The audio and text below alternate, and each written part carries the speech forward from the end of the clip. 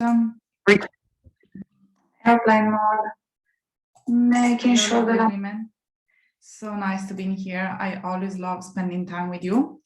Unfortunately, our lives are coming to an end.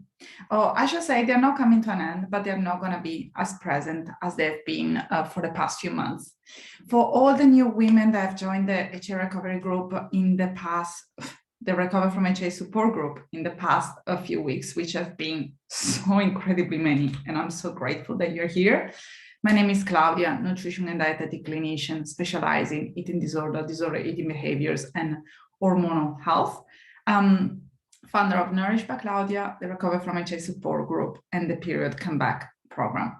So as I've just shared a second ago, these lives, they're going to become a rare occasion, not a weekly thing, simply because I've decided to focus more on the HA community moving forward. I have 2 women joining the program this week, and I have another 40 that are part of it. And I've decided to shift my attention and to really support the women that have decided to invest in their health and they have decided to invest in themselves, which is why I'm still going to show up on this page. Don't worry, you're still going to get my support, but it's not going to be as present as it has been over the past few weeks. You have also may notice that this week, you have the chance to join the Period Comeback program in a reduced capacity, meaning that at the moment, my team and I, we are completely fully booked, which is fantastic. Thank you to all of you out there. But I've been receiving so many messages and emails of women that really wanted to still focus on their recovery journey. So we have created a way for you to still get the support that you deserve and need, in a slightly different way. So less one-on-ones, but with still the occasional one-on-one, lots of group support, and plus the program and plus the community. So you have the chance to join until this Friday, and then the doors are going to be closed for more than a couple of months. So if you have been thinking about it, if you think that that's something that sits right with you, if you think that that's your calling, I highly encourage you to send me or my team a DM today to simply respond to my messages, to my post in the next few days, so I know that you want in. So I'm gonna save a spot because I have only 2 available left, and I'm already holding one for a special lady that may be watching this video this morning.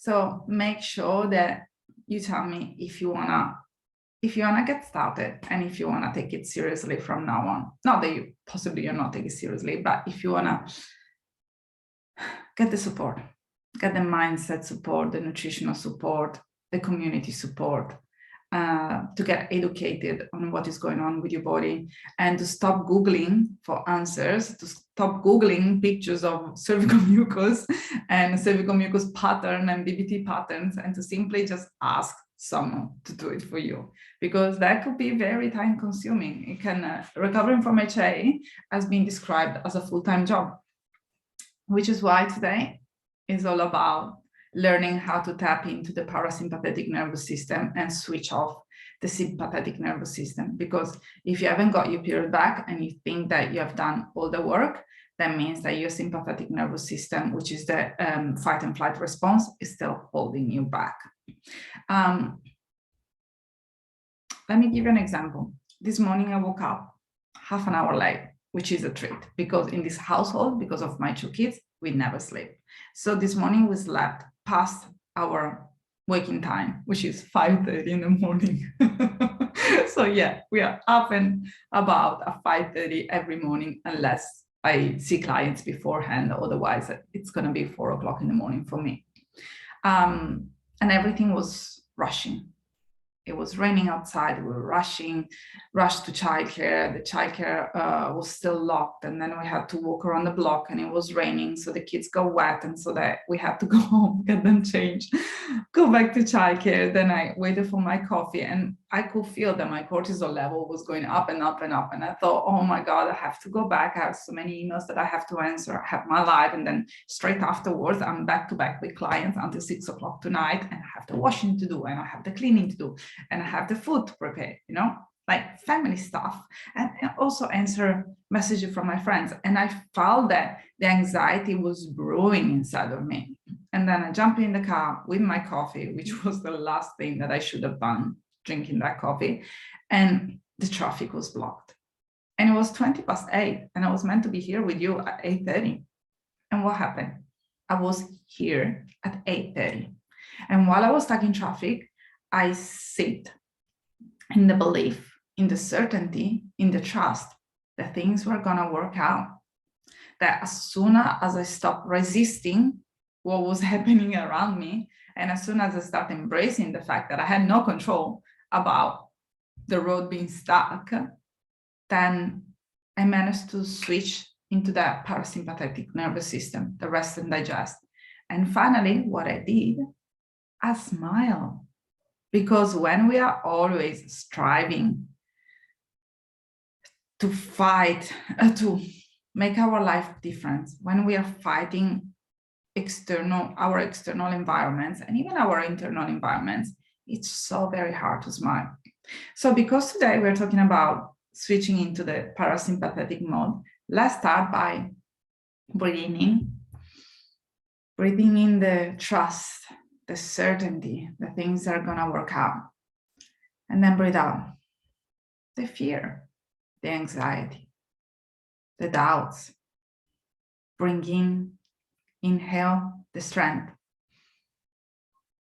the commitment, the knowing that you already are the person that you wanna be.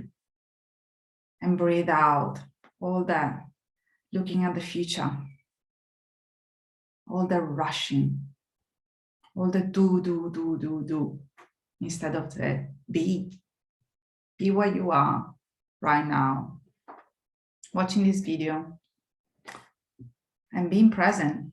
And if you're watching it live and you have done this breathing exercise, even if only for 30 seconds, simply type be or breathe. Just be yourself, be in the now. And if you're watching it as a replay, I highly encourage you once again to type the words be, breathe, activate your brain. I say it every week. Allow your brain to think that this is important. So I'm gonna be very sharp today. If you have a HA, if you have a perfectionist personality, I mean, if you have perfectionist tendencies, if you're a people pleaser, if you're always taking care of others, if you have a to-do list that is as long as the Divine Comedy, if you're always doing and you struggle to simply sit down and do nothing, if you put so much pressure on yourself, if you are the type A that it's seeking the external compliments, the affirmations from others, if you are the good girl in the family, or maybe you are the black sheep and then you wanted to show your parents that you're actually amazing, you're not the black sheep at all. If you are that person, HA is a blessing because it's a call for you to relax. Hypothalamic amenorrhea is a call for you to relax, which is why this video is possibly the most important video that you can watch in your recovery journey. I see so many messages of women telling me, can I get more research articles? I've read a book. I'm looking for a different book. Where can I find another book? Do you have a podcast that you can recommend? And whenever I give them a podcast, they're like, oh yeah, I'm already listening to that one. And I'm already listening to 10 others. Okay, I get it. There are different stages in the HA recovery. That stage that I've just described should be lasting only for the first months, when you're getting the education, when you're uncertain if that's you, when you want to really understand the language, when you want to find a community, when you want to find a place where you belong. After the first months, listening to 10 podcasts a day, reading articles, journal, books, that should go. It's not important any longer. You know the things. The next step is actually being in the moment while doing the things. There is so much resistance in HA. And normally there is also so much anxiety and so much blaming as well, especially if you're looking to having a baby or if you have just been diagnosed with osteoporosis or osteopenia. You may have this narrative going on in your mind. I've done it to myself. I'm broken and now I need to heal. This is not gonna work for me. When is my period gonna come back? I wanna have a child. When is the period gonna come back? You know, if the narrative is going on and on in your head, like a broken record, chances are that your life is miserable. Doesn't matter how much you're eating, doesn't matter how you're changing your exercise routine, your life is definitely not improving. So if you're suffering from infertility and you want to have a child and you don't have a period, you have two choices. You can suffer from infertility and be miserable and really grinding your teeth and doing all the tests and reading all the articles and listening to all the podcasts. Or you can simply decide to trust that if you follow proven steps and if you get the support that you need, your body is going to respond. You're not broken. I always use the terms healing for a lack of a better term. The reality is that you're not broken. There is just a disconnection going on within your body. And as I said before, if you have perfectionist tendencies, if you have a type A personality, if you're suffering from pain, if you're suffering from constant tension, headaches, migraines, if you have gut symptoms, if you're struggling to digest the food, it's not only hypothalamic amenorrhea, is that your sympathetic nervous system is super high alert. And sometimes women come to me and they're like, but I tested my cortisol and it was within the range. Yeah, that was just a blip in the moment. What this is telling me is that you're still looking for evidence on external tools, like for example, blood test results and Dutch tests, scans, ultrasounds. They're absolutely useful. And I normally invite women after a few months that we work together, if they don't get the period back, to use those resources. But I highly encourage you not to do it regularly, looking for an answer. Because as I said before, if you have been diagnosed with HA, and if they have already ruled out a tumor, cancer, something going on in your ovaries, chances are that you simply need to relax. Hypothalamic amenorrhea is your call to relax. And even though right now you're thinking, why me, why me, why me? My answer is, why not you? Maybe you are exactly the person that needed it. When I went through hypothalamic amenorrhea, I resisted it incredibly. Like, can you see my face, how it changed when I said it? I was clenching my jaw. I was clenching my fist, grinding my teeth. I remember waking up every morning that my jaws were so painful because there was so much tension inside my body. And the thing is that I wanted to have a child. Now tell me, how is it possible to conceive when there is no space to bring in, to release control and to bring in love? When you're so tensed up, so anxious, so doubtful, you're not living life. You're not living life to the fullest. So instead of going for more testing, instead of reading more books, how about that you stop for a second and you do some self-analyzing? I get lots of women that come to me and say, I've already done this.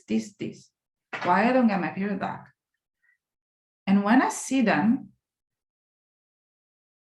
sometimes I get shocked. I have to say, completely judgment-free, but I get shocked because it's so clear, it's right in front of them that they're still living on the edge every single day of their life. And they're scaring the period away by being always super anxious and never allow time for themselves. It's not a coincidence that women go on holidays and they get the period back. I actually had 3 this year that they didn't have a period for years. They went on a 2 weeks holiday, come back and they told me, hey, I got my period back. We had already done the work. We had already done the eating, exercise, supplements, mindset. There was the missing piece. There was a missing piece. And the missing piece happened on holidays, when finally they could let it go because they were focusing on something fun. They were focusing on something else. So all I'm saying is that fear doesn't keep you safe. Anxiety doesn't keep you safe. Blaming yourself doesn't keep you safe. Feeling guilty doesn't keep you safe. What does your body need to get your period back? To feel safe. So you do the math, all right? As I said in the very beginning, if you are new to the HA recovery journey and you have already done all the podcast listening, the articles reading, the book reading, if you have already found a community, like for example, this one, if you have already talked with a few women and you still don't have your period back and you have already been in this for like 2 or 3 months, time to let that go, time to take the next step. Otherwise, it means that you're still stuck in the commitment or pre-commitment phase. How long do you want to spend your time worrying about this? Seriously. And I don't know if I feel so, I don't know why I'm so blunt today. Maybe because I know that this video is really going to wake up some of you. That I know that out there are people that need to hear this. And I'm sick and tired of seeing women suffering and questioning their past choices when the answer is just right in front of them. And if you cannot see it, if you're struggling, put your hands up, get the support that you need. If you don't want to work with me, if you don't want to work with my mindset coach, if you don't want to work with my fabulous assistant, if you don't want to work with my team, fine, just go and find someone else. But you're not meant to be stuck in this for more than 6 months, unless there is something serious that has never been considered before, or unless you have a strong history of eating disorders, and in that case, that may take you a little bit longer. But even in that case, in 6 months, you should have seen massive progress. Because if after 6 months, you're still there without a period and not much has changed, you're lying to yourself. Okay. So once again, hypothalamic amenorrhea is a blessing in disguise. It's up to you to embrace it. It's up to you to let go of the fear and to start trusting your body. This is something that you have complete control over. Okay. So once more, you have until Friday night, 7 p.m. Sydney time to join the period comeback. After that, we are going to close the door. I don't know for how long, because as I said before, we have reached full capacity. 2 women have joined this week, so I really want to focus on them. And definitely, I'm not going to take anyone on in September, last week of August and September. So if you are called to prioritize your health, if you want to do this now, send me a message, an email, a DM today to myself, to one of my team. Doesn't matter. Post on my comments and I will get back to you.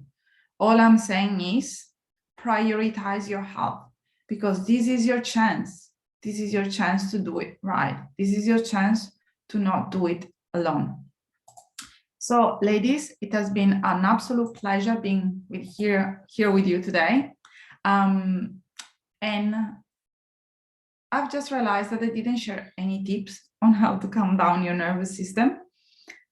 And that's okay, because our talk took a completely different direction And I'm pretty sure that some of you really resonated with what I said. I'm gonna make a video later on YouTube where I'm gonna be talking about a few tips that you can implement every day to simply, come back to yourself. But just remember what we did at the beginning of this video, the breathing. Inhale your strength, the trust. Let go of the fear. Exhale it out. Let go, let go, let go, let go, let go, let go. And once again, pause and inhale again. Breathe in. Expand your lungs, expand your belly, place a hand on your heart. Pause. Let go of the fear, the guilt. Let it go. You're not broken. You are not broken. How amazing is that? You're not broken. You just have to tap in with yourself. You have the answers. And if you cannot find them, ask for help. Because that's what we normally do on a day-to-day. If we cannot do something, we ask for help. Yesterday, I got delivered a new bed. Finally, I feel like an adult now. My husband fixed it for me. That's not my job to do it. I'm not good at it. I ask for help. Why would I spend 2 days trying to figure that out? I mean, I'm pretty sure that it wasn't that difficult. But why would I spend my time trying to figure out something that I'm not good at when he loves doing it? He loves it. Why do you have to spend time listening to podcasts, going for tests, finding an answer, looking for someone to read your blood test results, to read your supplements intake, your diet, when there are professionals that do it every day? Every day. I'm doing it for 75 women at this point in time. 75 at this point in time. You don't have to fix the bed. That's all I'm saying. Love you. Bye.